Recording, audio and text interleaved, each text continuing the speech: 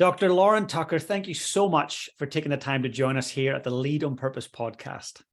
I am very happy to be here. Thanks for inviting me. Oh, it's going to be so much fun to connect and get to go deep with your area of genius and passion. So to get started, the world that I see around me is often us and them. And at times there's othering that goes on when people are othered. And really, for us to survive as a human species, we need to learn how we actually connect and find common ground. So what you do in the work that you do, I think it's vital work. It's crucial, it's essential, but it's not easy work.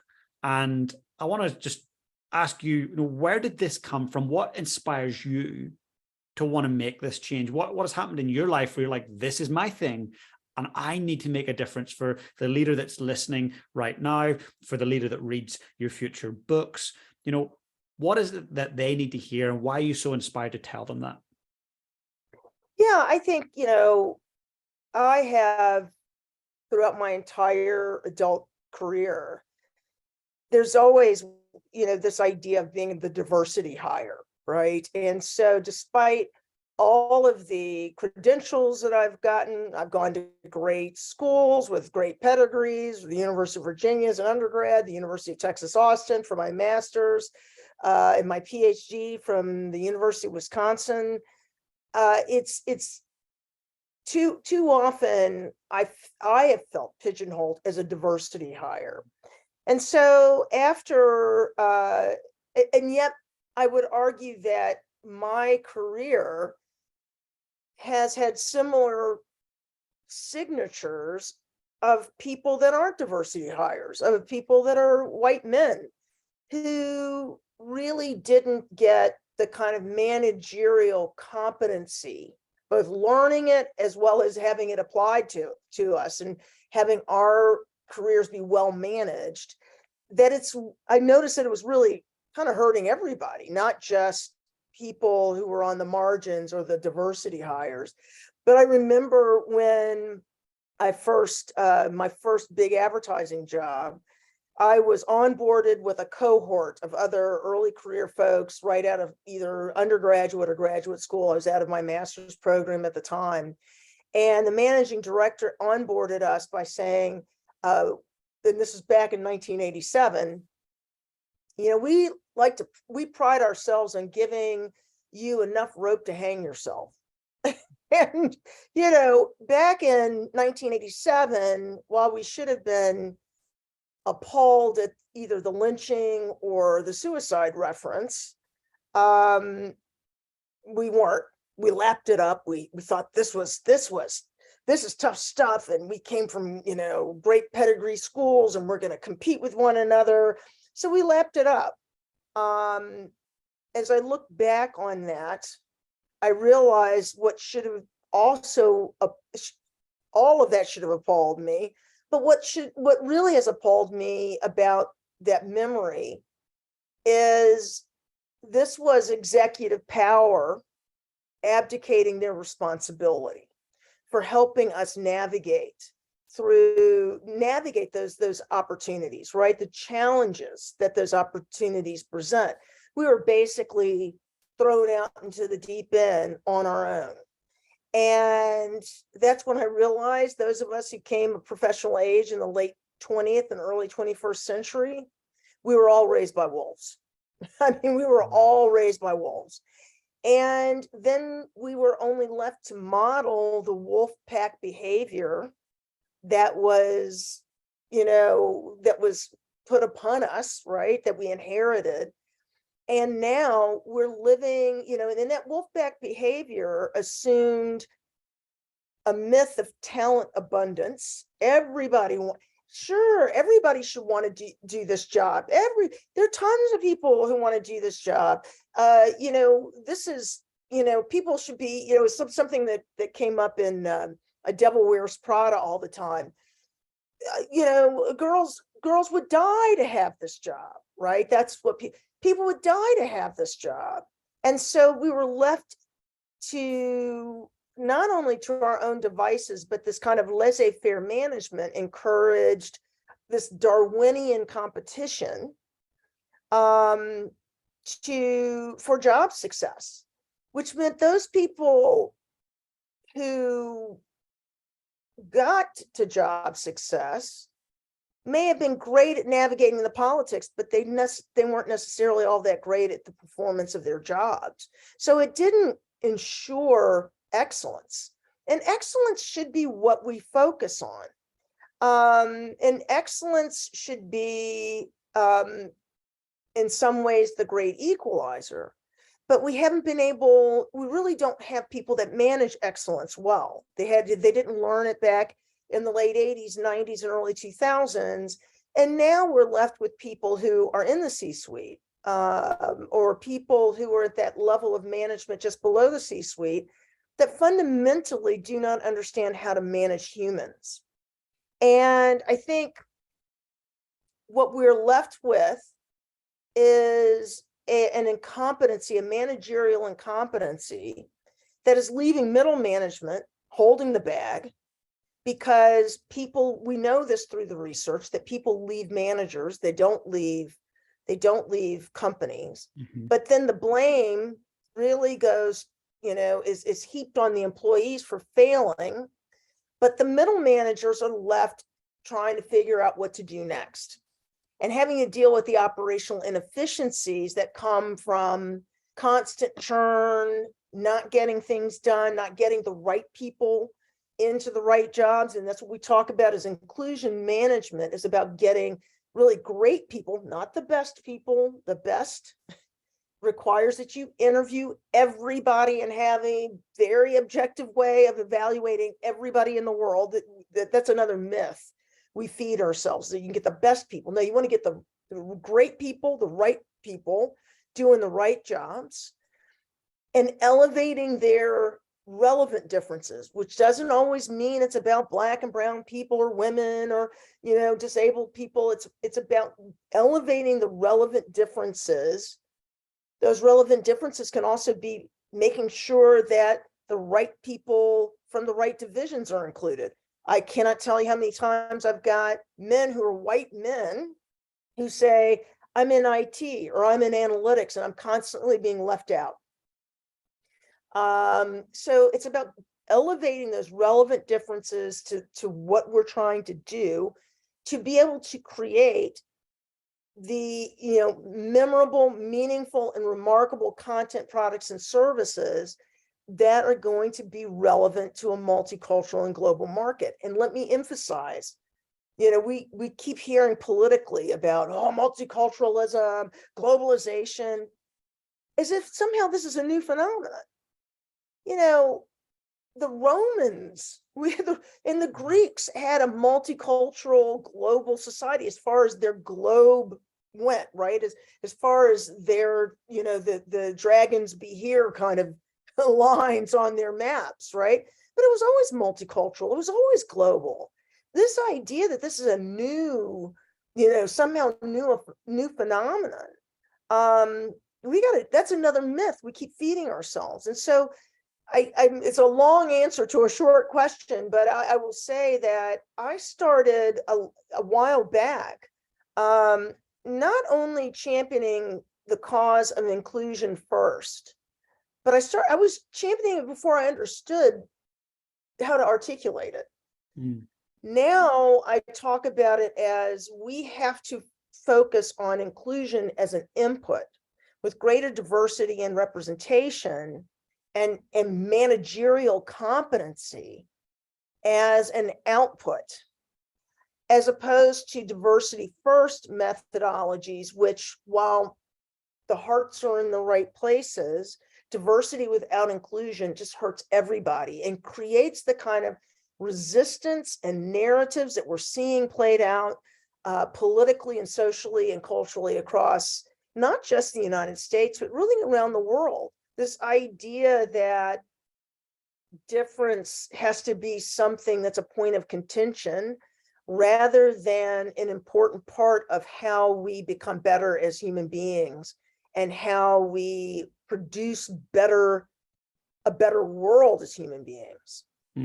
That's amazing. And When you think about inclusion management, to me, a part of that is to change the perception or even the filter that leaders and managers are seeing through. So when someone's looking through a filter that's inclusive and they're managing as per that, what does that look like? What are they seeing? What are they thinking? What's that filter?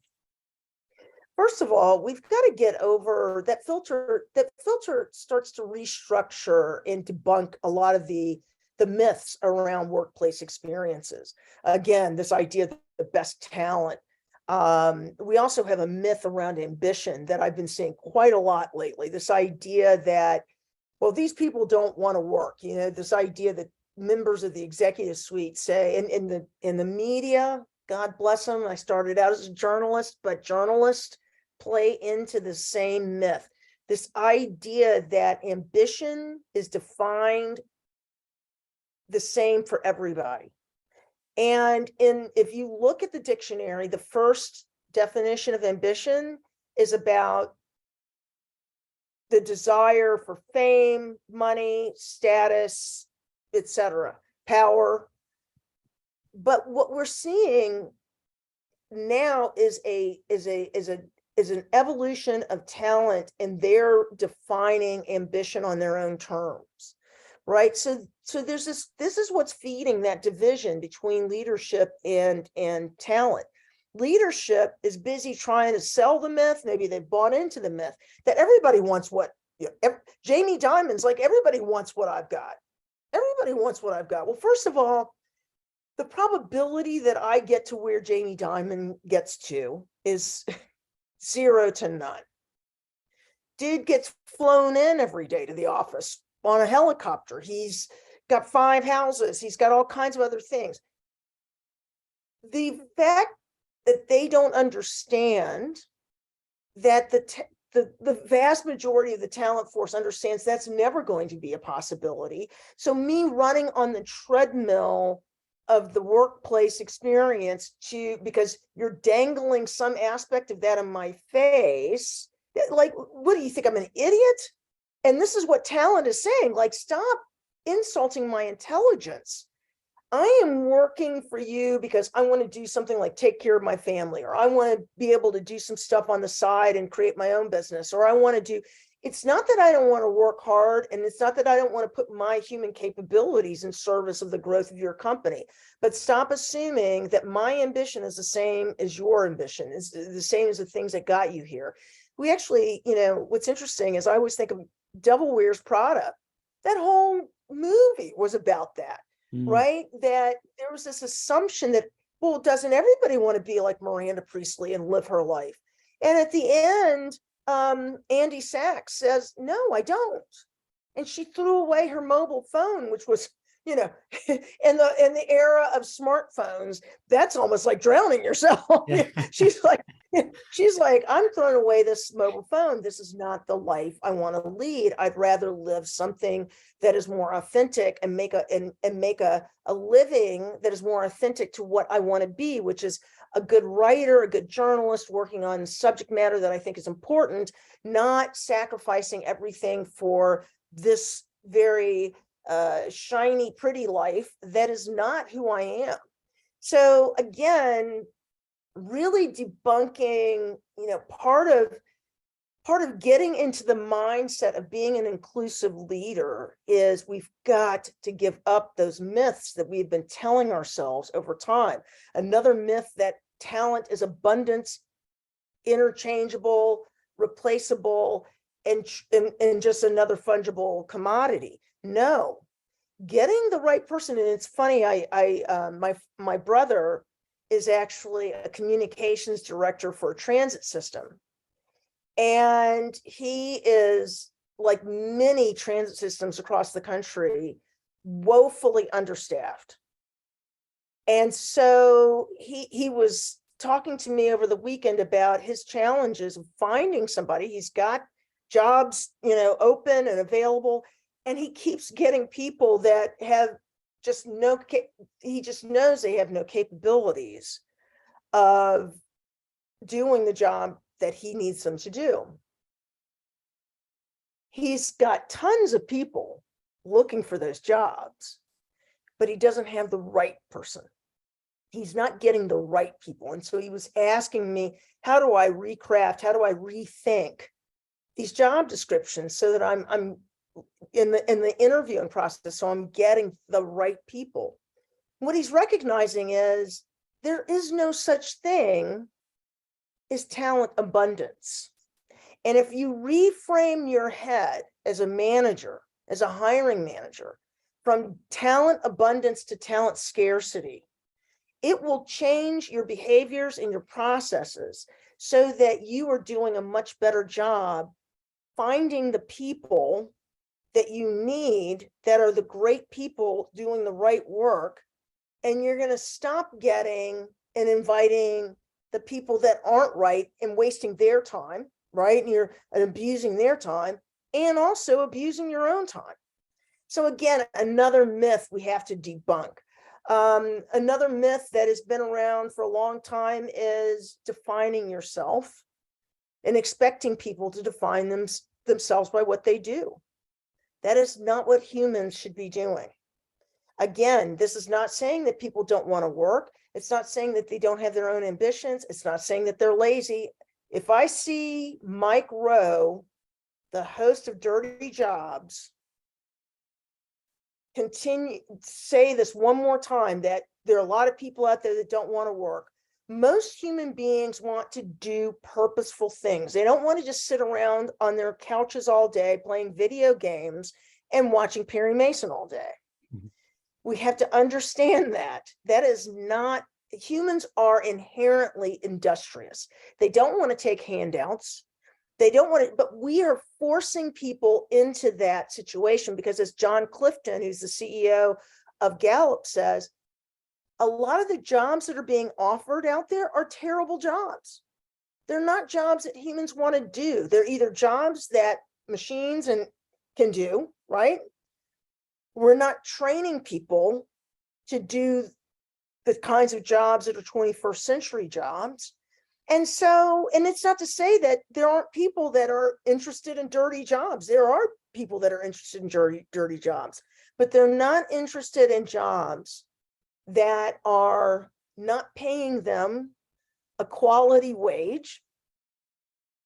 And we have to, and we need to recognize that there's a cost of being an employee. There's a cost of goods sold, right? If we're all selling our work, right? There's a cost of goods sold. If you Google the cost of being an employee, you won't get anything. You'll get nothing but the cost of employees to companies. But if you think about this, if a mother of 3 goes to work, she's got to pay for childcare, either childcare because that person's that kid's under 5 years old, or childcare after school. That can cost anywhere from $10,000 to $15,000 per child. So we're looking at $45,000, maybe an additional $5,000 a year for transportation to go into an office, because everybody's got to go back to the office. So now we're looking at a situation where the median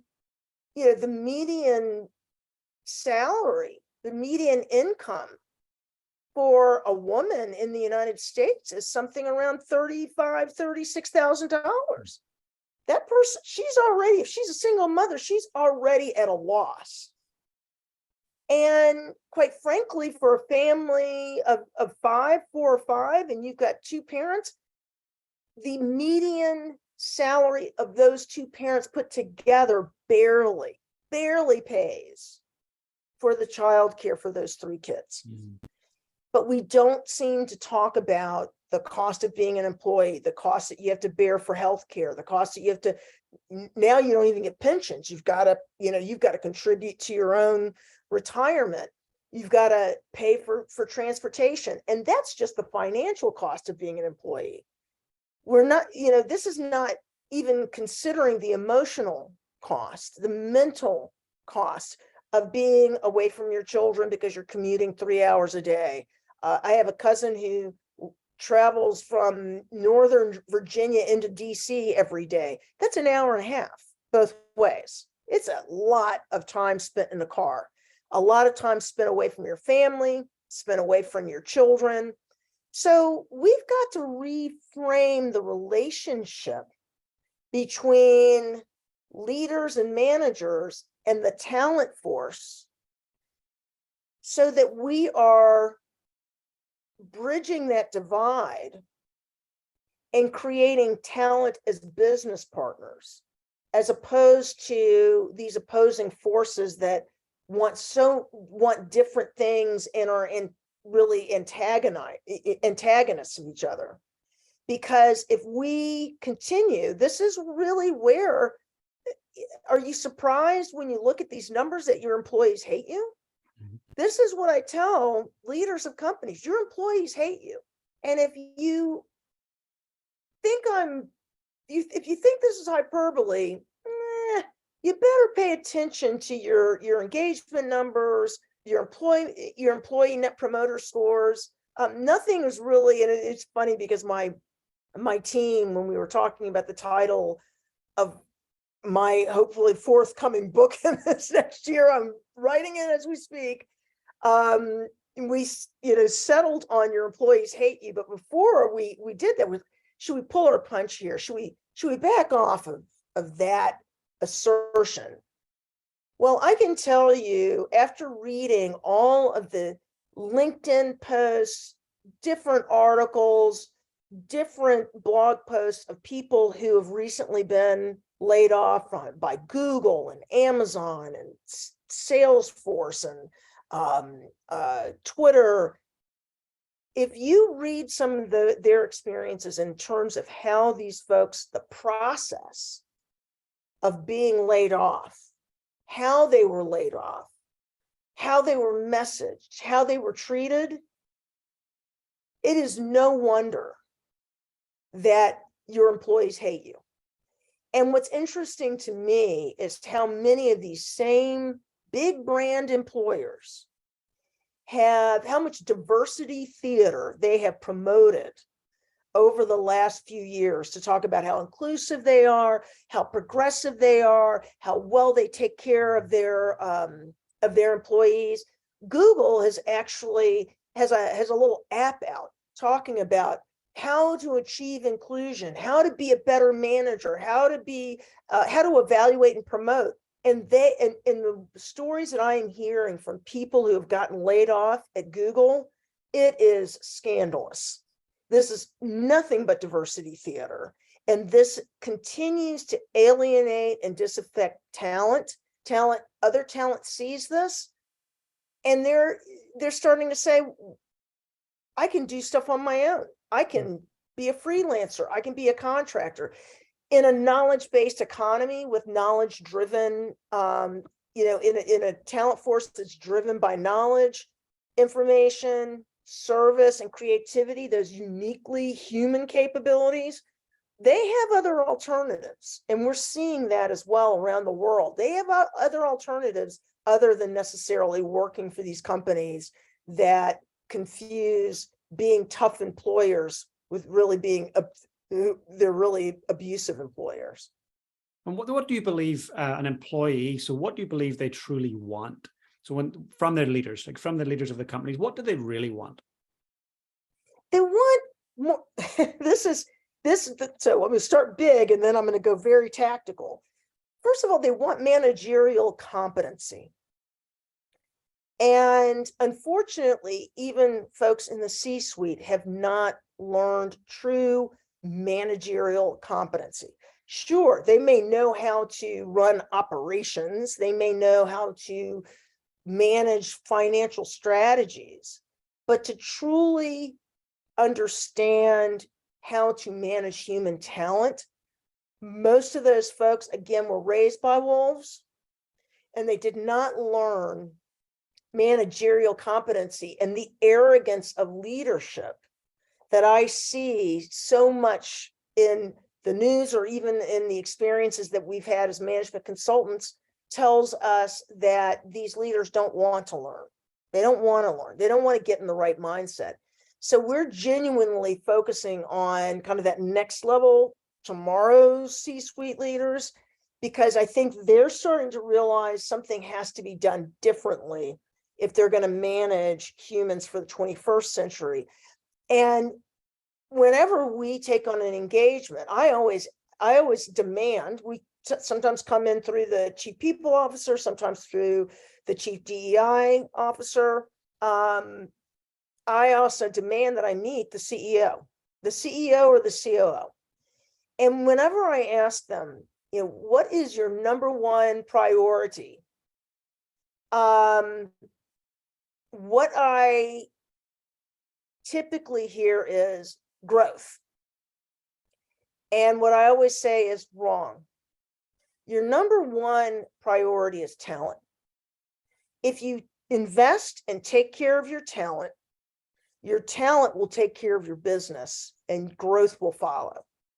But this myopic focus on shareholder value really does not ultimately deliver long-term shareholder value, because the focus really should be on talent.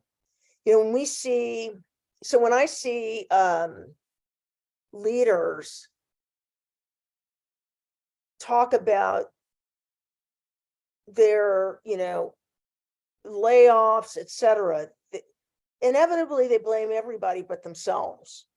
But what layoffs typically are is a failure to plan their talent force. We're seeing layoffs now because when we saw in the tech industry all of that demand for during the COVID pandemic, they just hired everybody, and they didn't think about what they really needed. They don't do the forward planning. And then what happens when they don't need all of those people? Those people become the fall guys, right? The scapegoats, because they didn't exercise managerial competency when they were doing labor force planning, right? Talent force planning. So I think what today's employees are looking for is competency, fairness, and transparency in how they're being managed, hired, interviewed, evaluated, promoted. They're looking for proactive succession planning, so they're able to see the future and how that's going, and they want managers to minimize the cronyism and nepotism that they see on a regular basis that emphasizes who over performance, and yet they're the ones being being told they're not performing well. We're seeing companies, and I think about Bed Bath and Beyond is just one of the latest, where I'm sure their C-suite will walk away with some serious money, but how about the people that were working there? Mm-hmm. Why wasn't there better understanding of where that business was going? A much loved brand, by the way, that could not seem to wean itself from discounting.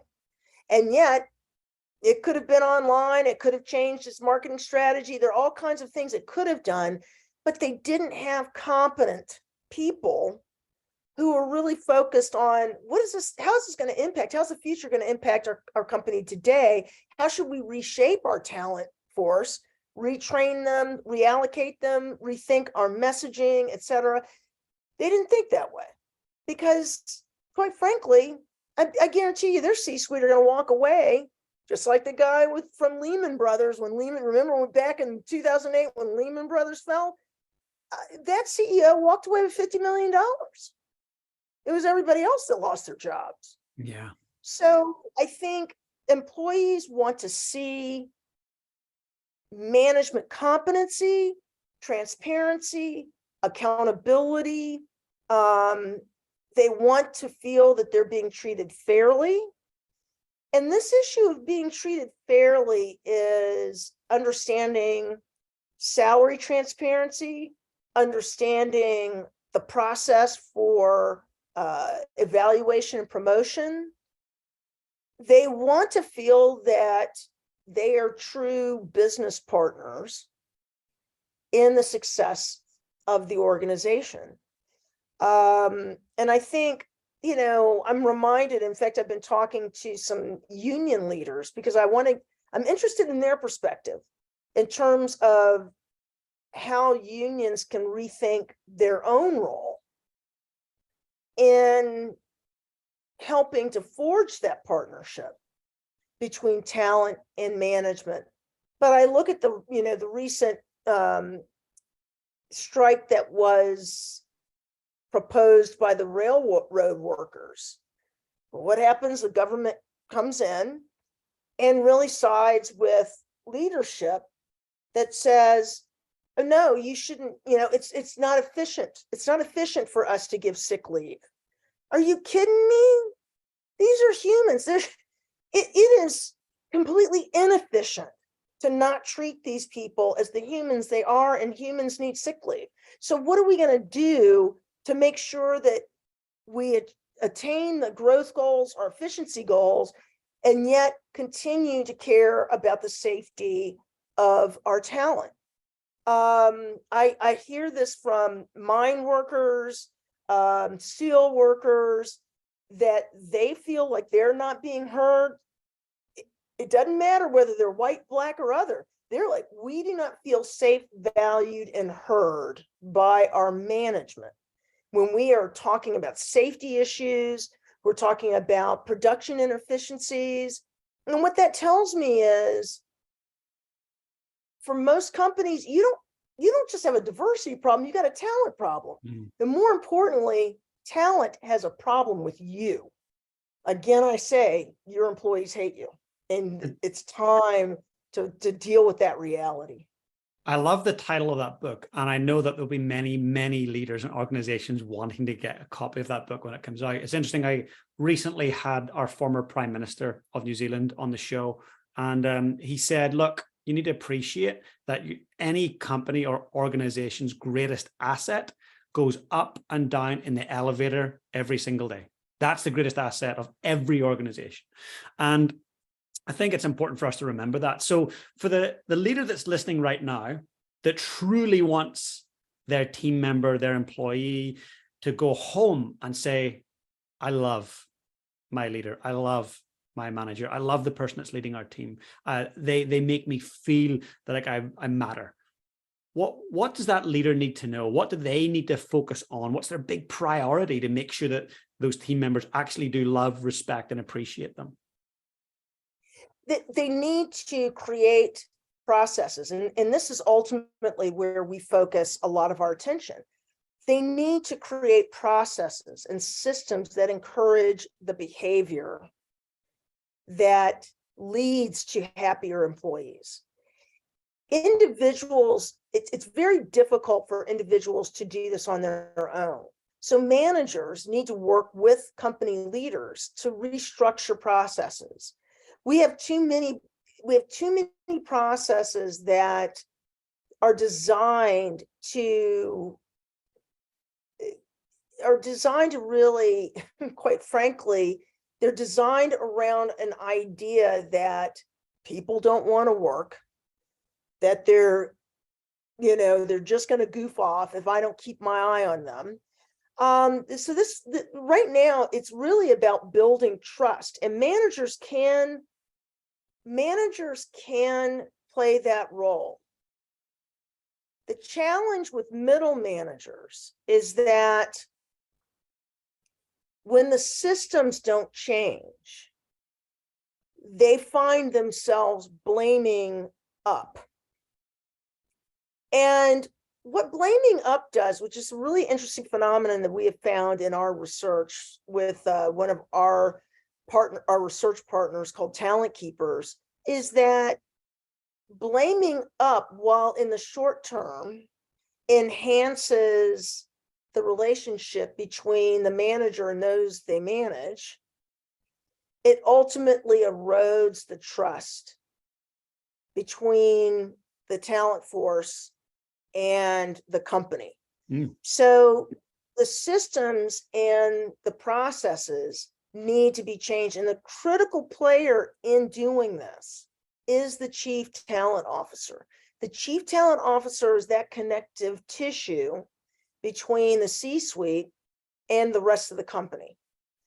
And the chief talent officer really needs to be an advocate for talent. Too many of them, you want to call them a chief, human resource officer. I hate that terminology because it's old school, this idea of human resources.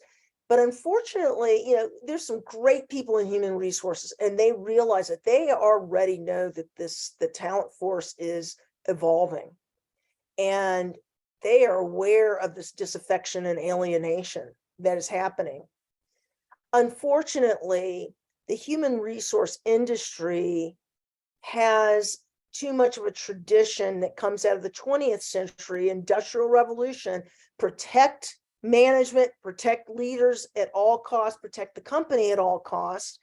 And so that trust between human resources and the humans that are the resources has been completely eroded. And so today's talent partners are trying to rebuild that trust, but they cannot do it without the entire C-suite, including the general counsel, who must start to rethink how they operate in the organization. Compliance, understand legal compliance, understand their job is in part to protect the company.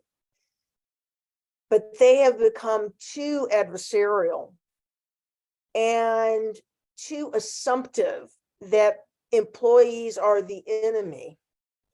And this has to change. This has to change, because your employees, your talent, they aren't the enemy. We must assume that we all want to work together for a common goal of growth in the company. And if we don't change that behavior, then we're going to continue to fuel this divide. And for each company that has that divide and that growing divide, you're going to lose your competitive edge. And so I think the chief people officer and the talent team and the recruiting team are very important in building this connective tissue between leadership, managers, and in the talent force. But there's a lot of work to be done to rewire the processes that not only foster bias and exclusion, but really corrode the creativity, innovation, and mutual trust you need to be competitive in the 21st century. Yeah, I love that you brought trust to the conversation, because, before respect, there's got to be trust. Before independence and autonomy, there's got to be trust and respect. Before collaboration, which is ultimately where we all want to head, there's got to be trust, respect, and then this independence. So what's a piece of advice you would have for the leader that's listening right now, whether they are leading their family, whether they are leading a professional sports team, whether they're leading a small team or a large organization? What's your one piece of advice to say, hey, for you to start building more trust, here's one thing you could do today? What would that be? I think ultimately communication and transparency. I find it fascinating that for all the different devices we have, channels we have, Slack, email, Basecamp, we have all of these different channels, and we are still really terrible at communicating. I think that communication comes from what I like to call the thought distortions that happen. And I'll give you an example, which I think is really interesting. When I was chief strategy officer at a large independent agency, right before COVID, we were one of the last agencies to shut down for the pandemic. We all got the executive team got on Zoom, and I had already told my team 2 or 3 weeks before the official shutdown dates of everybody to stay home. I had immunocompromised people on my team. My focus had always been, as long as you deliver on performance expectations, make whatever meetings you have on time, etc. I don't care where you work. Doesn't matter to me. So we're on the Zoom call and the CEO, is saying, well, still waffling on shutting down for COVID. And we were literally, I think, one of the last agencies to do so. And finally, I just said, what is your hesitation here? I'm confused as what is your hesitation? He literally, I couldn't believe my ears. He literally said, how do I know they're working if they're at home? And I said to him, which pretty much signed my own my own demise at that agency, which I said to him, how do you know they're working now? I mean, I said, first of all, you don't know what they're doing at their desks, right? But I also don't see you walk the halls.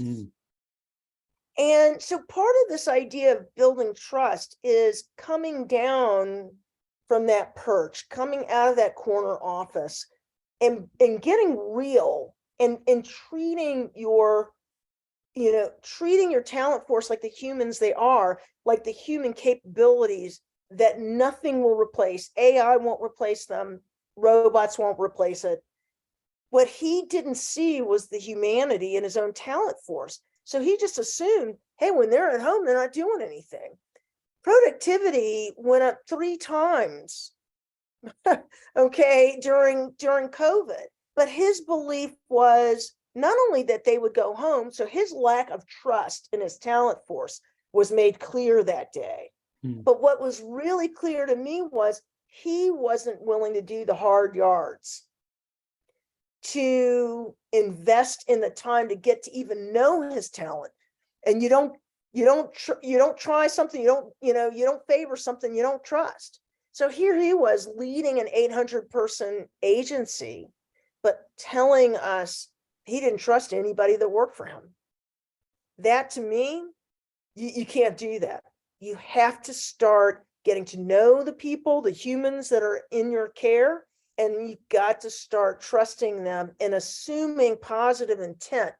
That's what I think a lot of times I'm seeing is this lack of assuming positive intent between management and the talent force that is not going to foster the kind of creativity and innovation and collaboration that we need to see if we're going to continue as a country to be competitive. But if individual companies are going to be competitive, they're going to have to focus on building that bridge.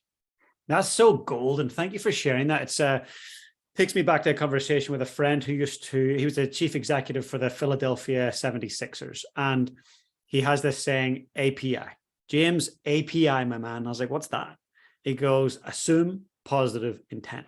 And that was a game changer for the organization. For him, was just assuming positive intent when things went wrong or when things were being questioned, just API. And he says the difference in the dialogue and then in the trust that's built up from the individuals is just huge. So I'm really delighted that you brought the API concept up. Thank you. I will take that in the future. API, I like it. And I will say this, recently, I was talking to a woman, proud but worried mom of a recent hire at one of the global, the globe's largest consulting firms, which ironically makes a big deal about how inclusive they are and all of their thought leadership around inclusion and equity and diversity. And those companies tend to hire kind of large 100-person cohorts from, right out of school, either grad school or undergrads. And so they had a large onboarding event. And the managing director got up on stage and looked around and said, I want you to look around because 80 of you are not going to be here by the end of the year.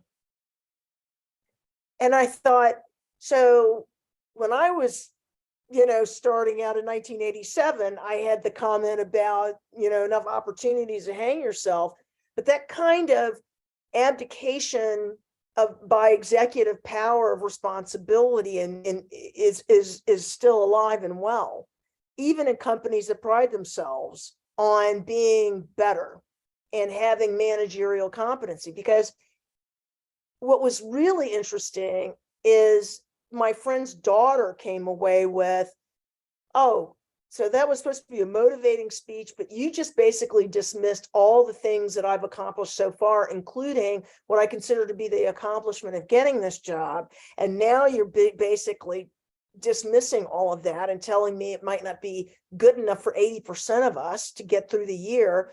You're already blaming us for failure before we've even started.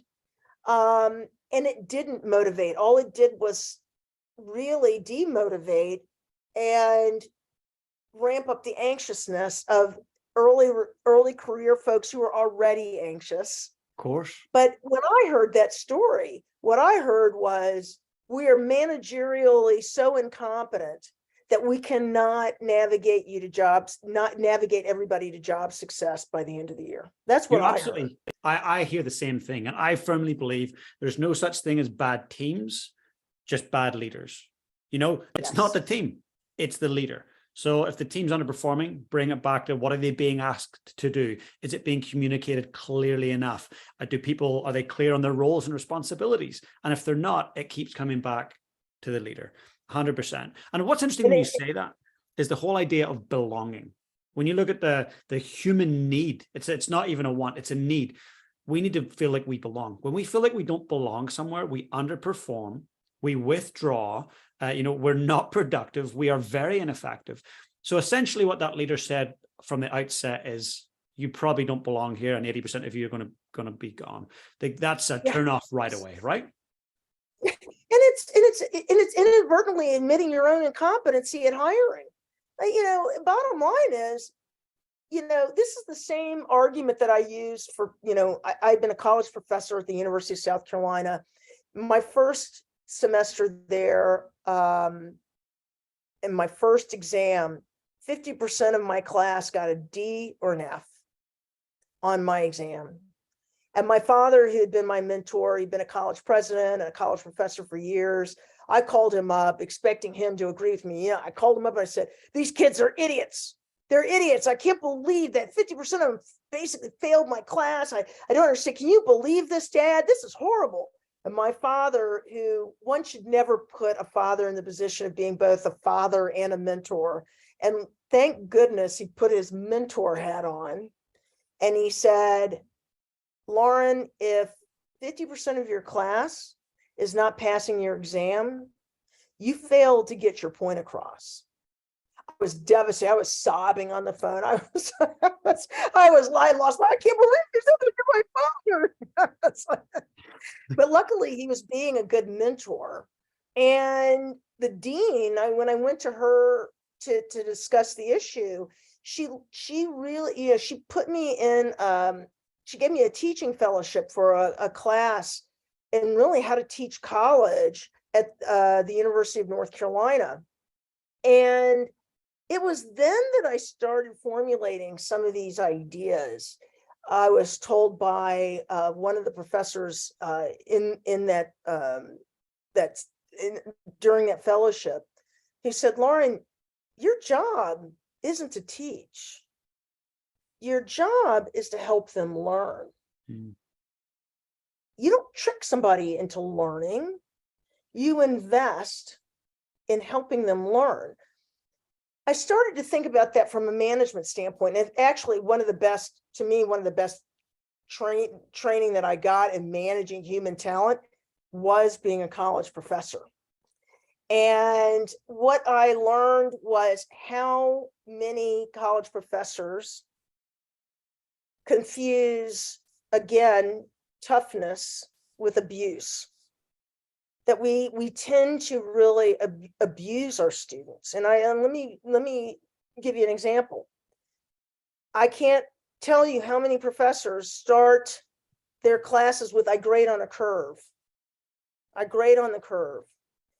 And as a data scientist, it first tells me that most professors don't know what the curve is. They don't know what a bell curve is. They don't know how to use it, right? They don't understand what it's for. But no one randomly takes your class. No one randomly applies for a job. people raise their hands. Students will either raise their hands because they want to take your class or because they need the class to go to the next level. So nobody randomly takes your class. So this idea of bell curve, grading on a curve, it's just, again, abdication of responsibility to help every single person in that class get to an A. This isn't about grade inflation. My responsibility is to help these students learn what they need to learn to be successful in this class, to graduate my class successfully on to the next class, and then successfully graduate from college. What I realized is that takes a whole different approach to all the things that we just assume are set in stone about teaching people. How we use quizzes, how do we use, how do we integrate a book with the class, what the process is for preparing for exams. During my second year, I never had to worry about kids cheating on exams. I had to worry because you know what? I said, look, if you want to come, I'm giving you essays. You have a whole week to come in. You can prepare these essays. I'm giving it to you a week in advance. Prepare these essays, come into my office. I will tell you if your answer's right before you ever take the exam. Because my goal was to help them learn. I mean, they were stunned. They were like, what? Yeah, you don't need to go to your fraternity and go into the exam drawer. I'm best evidence here. I can tell you whether it's right. And then all you have to do is basically, that's your essay for the class. I remember that I went from the worst reviews in the department to the best reviews, even by those who did fail. There were some people who did fail my class, but they always said I was tough but fair. They realized that I had done everything to get them through the class successfully, but they still have some responsibility. They need to show up. They need to, out of 100 students, I only got about 3 or 4 that actually came for that whole week that I was there to help. And what I realized, just like myself as an undergraduate, as one of my favorite professors said, Lauren, you're just not an accounting kind of a gal. Despite how much he was great. He was a great professor. I just kind of sucked at accounting. My CFO will tell me that today. You kind of suck at accounting. What I hear when you say that too is like, you could apply what you just told me to being a professor, but equally what you said, you could have replaced the word student with child, and it could have been a parenting lesson, and it could have been team member with a chief executive. Like, it could apply across all these different parts of our life in terms of being, you can be tough, but you don't need to be abusive, and you need to be firm, but there's also a fairness that comes with that style of being firm. So if we get back to the whole idea of inequity, if someone's listening to this and going, okay, I want to get to the bottom line, and I want to look at what's it going to cost my company, what's it going to cost my department, what is the true cost of inequity? Well, first of all, when I talk about equity, I have to get people in the right mindset, because equity to me is just another word for personalization and customization. I had someone say, well, I don't believe in equity, I believe in equality.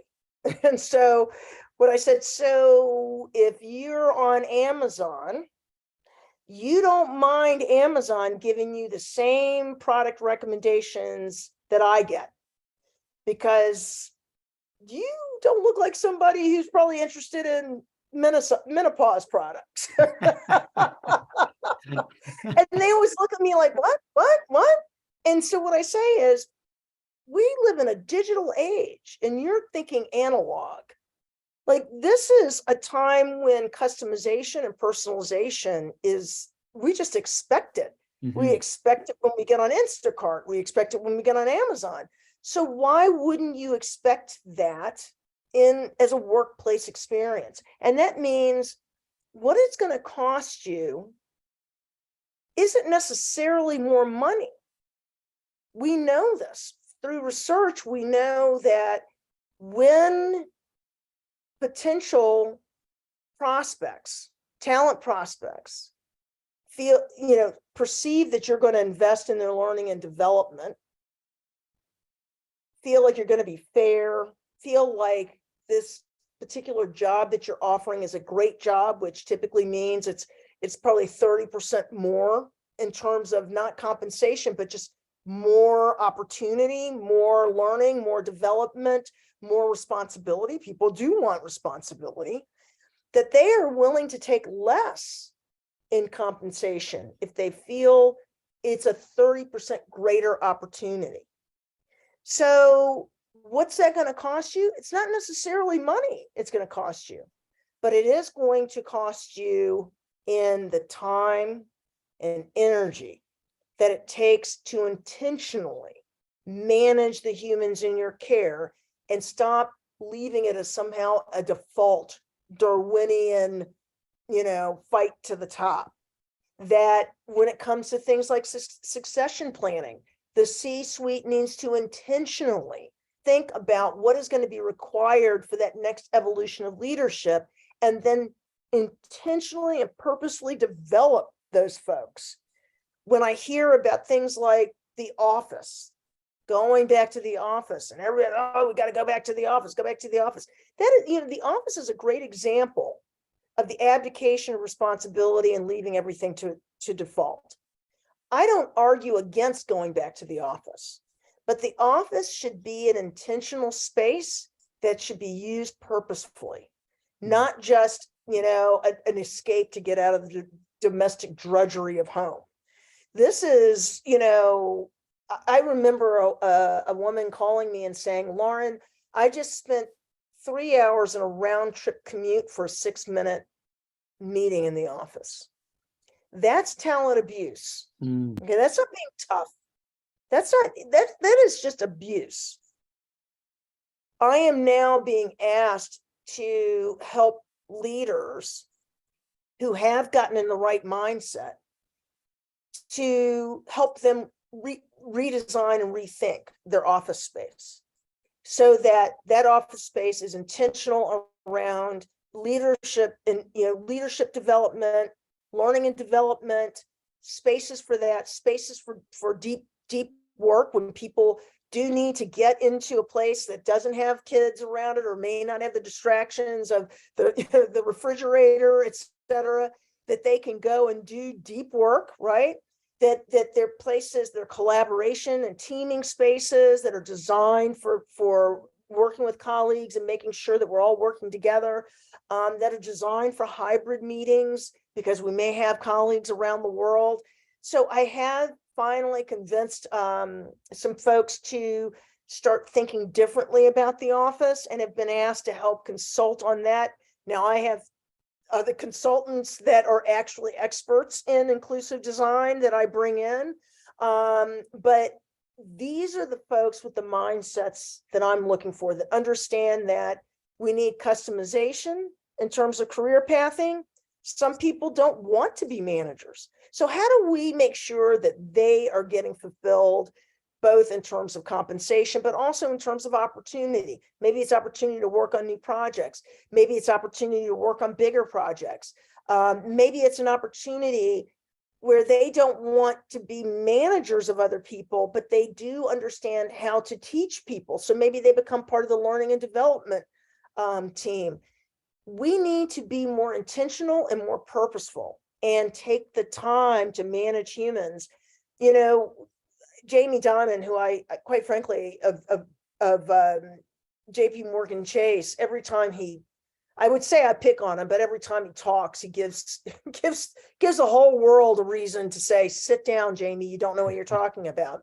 And he talked about, getting back to the office is all about the hustle. That's where leaders are made, around the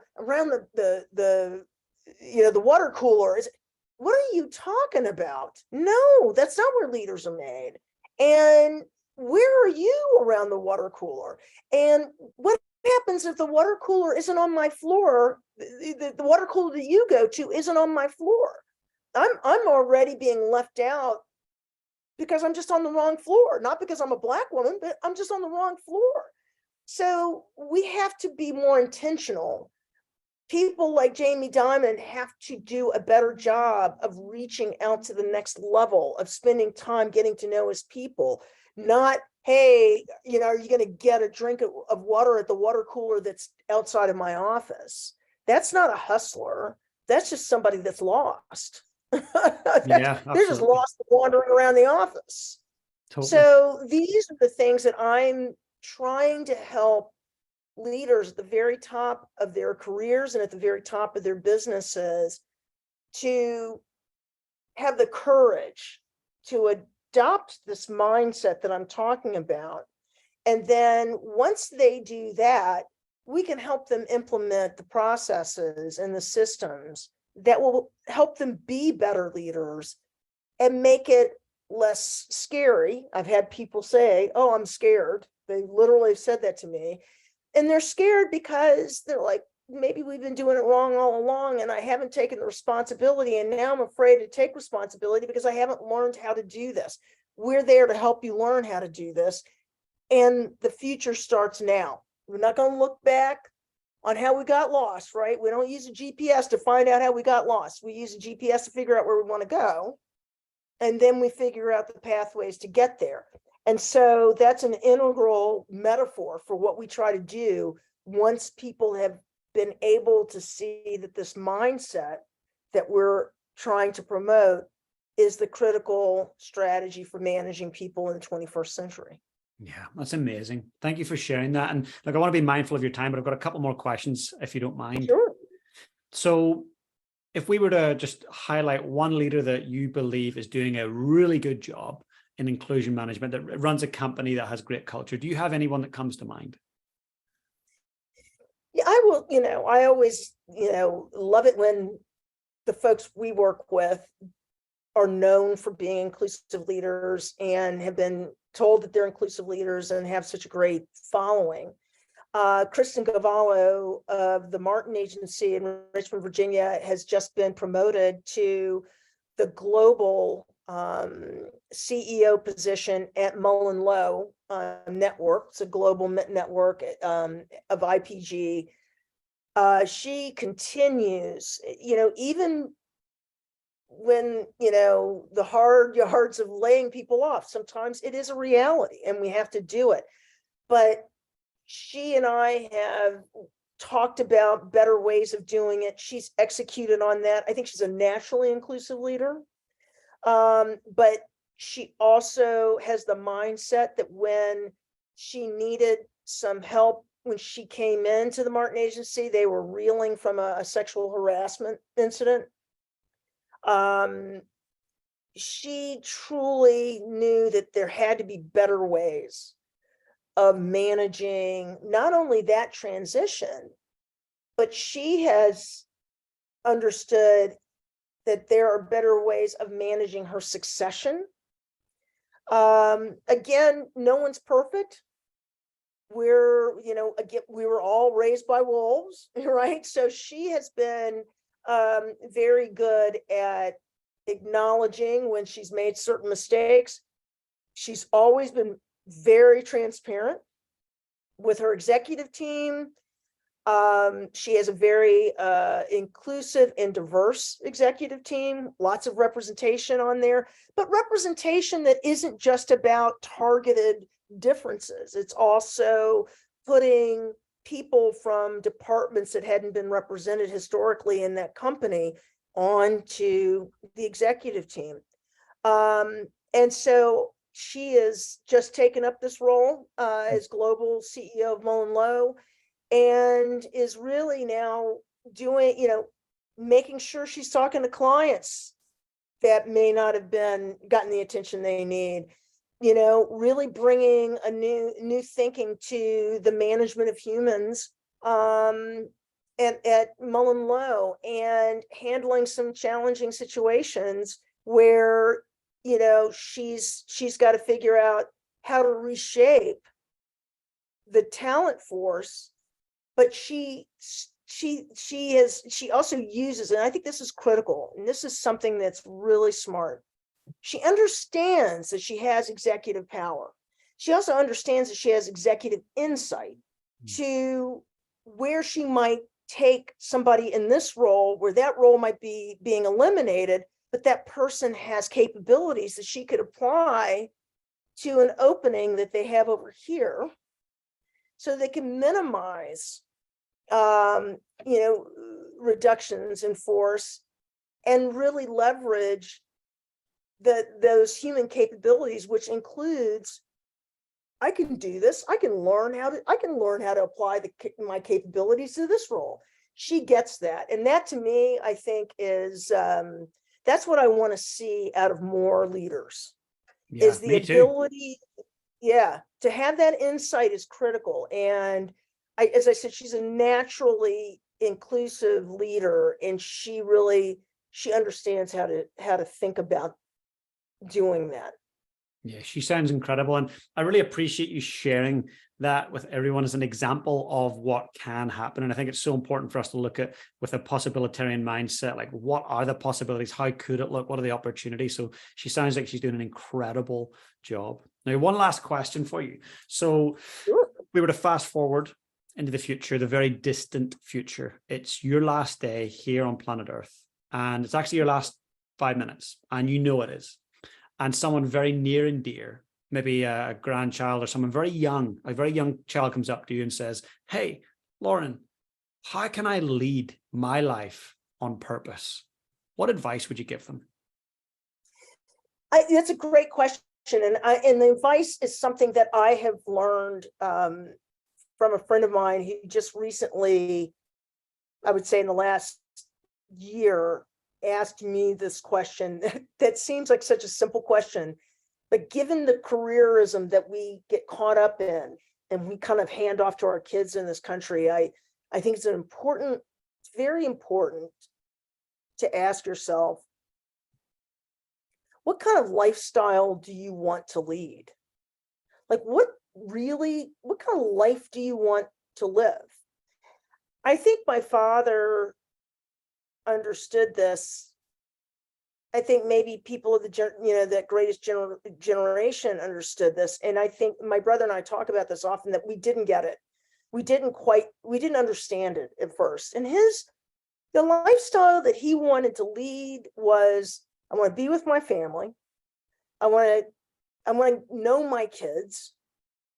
I want to create a life where they're happy, they get the opportunities that they want to grow.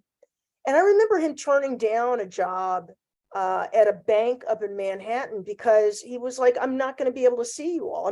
The commute, by the time I'll leave in the morning before you get up, and I'll end up coming back home after you've gone to bed. That's not the lifestyle I want to lead."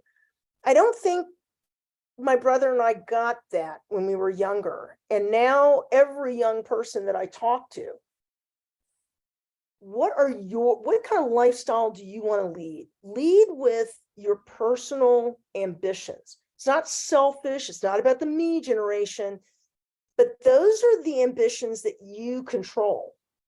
You control your dreams. You control the kind of lifestyle that you want to lead. Like you control that vision.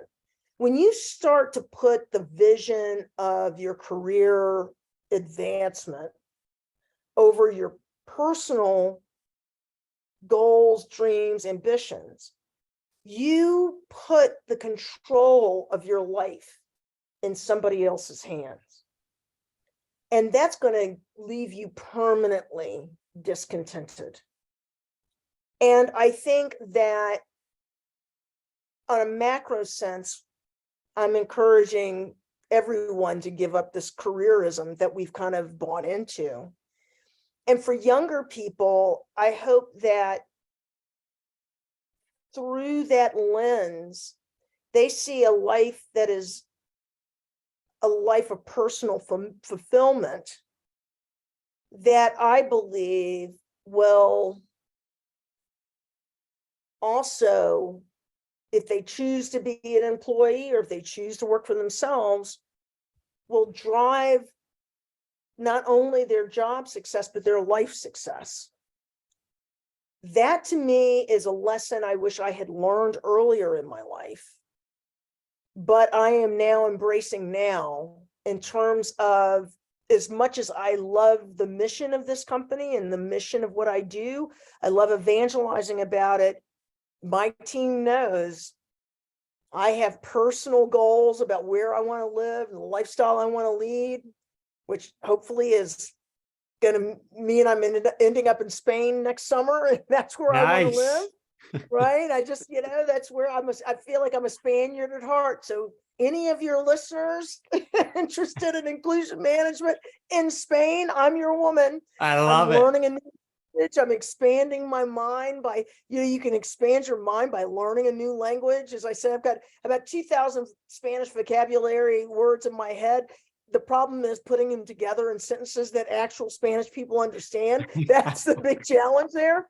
But when my friend asked me that question, and he's from the Netherlands, he lives here, but he's from the Netherlands. And he said, Lauren, I've never been one of those people that, put my career, and he's in finance. He's like, I've never put my career before my life, yet I've come here and that's what people do. He says, I'm going to ask you the question, what kind of lifestyle do you want to lead? Like, what kind of life do you want to lead?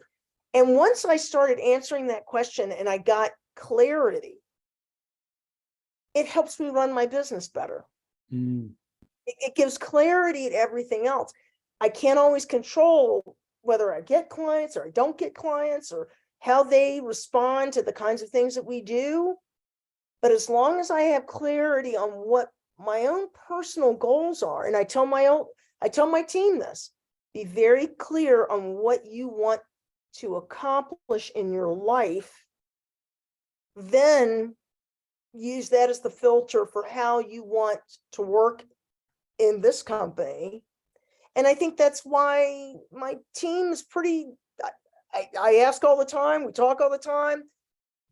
I think they're pretty dang happy with their experience, their work experience here, knowing that by next summer, the whole company may change. It may be that I start taking things down. They know what the future is. I've been very transparent.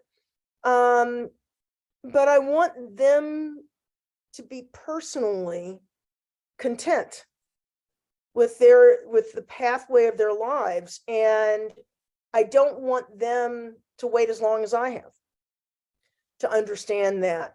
And so that's what I would tell anybody that is even a minute younger than I am, in that minute before I pass on to whatever awaits after this life. That to me is the key to fulfilling your human potential, is let those own your own dreams, your own ambitions for the life that you want to lead. That's so powerful. And I really appreciate you going deep with that, and such great advice. And to me, when I hear you say that, I truly think that is leading life on purpose. Like what you just defined, that's truly leading life on purpose, intentionally. So thank you for sharing it. I really appreciate it. And thank you for the incredible work you do, Lauren. It's just phenomenal. I'll make sure in the show notes to include links to your LinkedIn and your website, and for people to look out for the upcoming book as well. Yes, thank you. I really appreciate it. And if you hear of anybody that's looking for, as I said, that clarity, and we just had a great outing, an event that I spoke to at Kearney, one of the big consulting firms, and I realized I had achieved my mission when I got called up to engage them further. And one of the guys said, I went in thinking we were going to hear all about DEI, and I'm down for that, but I came away with a leadership lesson, and that was what was exciting. And I said, that's my goal. That's my goal, is leadership through inclusion management. It's amazing. It's so specific, and it's so essential as we start to cross this bridge into this next generation of incredible future leaders. So thank you for the work that you do, and I will keep an eye out for anybody in Spain looking for someone amazing like you. Excellent. Awesome. Thank you. I appreciate that. That's so good. Hey, well, Lauren, I look forward to connecting again. I don't think this will be our last conversation. It will not. I hope not. No, thank you. Muchas gracias and adios. Gracias. Hasta luego. See you later. Thank you. Hey guys, if you enjoyed the content today, please smash that subscribe button below. And if you want to become part of my community, I've got an amazing free Facebook group. Please come and join us. The link is in the description below. And also, if you've got any questions about today's session, I'd love to know. Just comment below and I'll be sure to get back to you guys. Have the most amazing day.